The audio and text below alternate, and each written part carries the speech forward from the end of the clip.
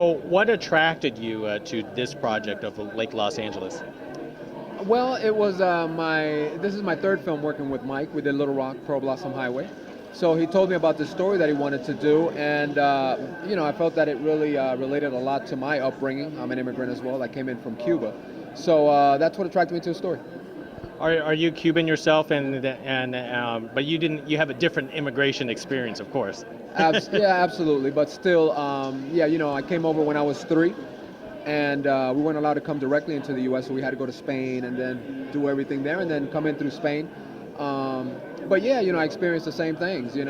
Coming to a new place where we didn't understand the language, we had to acclimate ourselves to our surroundings, and so yeah, pretty much the same experience. Now, you just mentioned that you were also in the other two films, Yes. but is it different characters or the same character? It's interesting. It's the same character of sort, but perhaps at a different time in his life. Let's say it that way.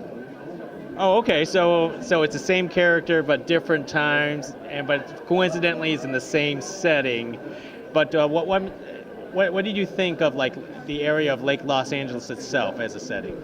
It was interesting area. It's again three films with Mike, and then I've done a couple of other films in that same area. So it seems like I can never get out of the desert. So it's got a lot of beautiful and a lot of historic looking, sad areas as well. So it's got a little bit of everything. Now, Lake Los Angeles, unlike the other two films, is a lot different because the other two films is much more Japanese themed. But what do you think?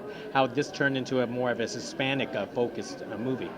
I think that was something that he initially had in mind. Even when he was doing Little Rock, I think that eventually he wanted to tell the Spanish side of things. And him having known my experience, he felt that this was probably going to be the best time to do it. So, what was the greatest challenge for you in this film?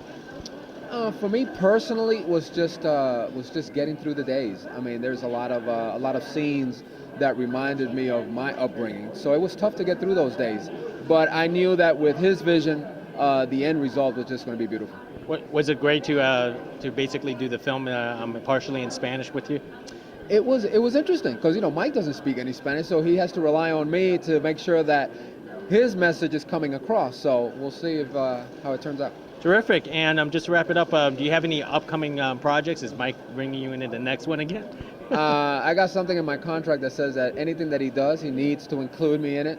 But yeah, I've got a movie called The Night Crew that's going to be coming out with Danny Trejo, and another film called Visions with Eva Longoria. Okay, terrific. Hey, thank you very much. Thank you very much. Thank you.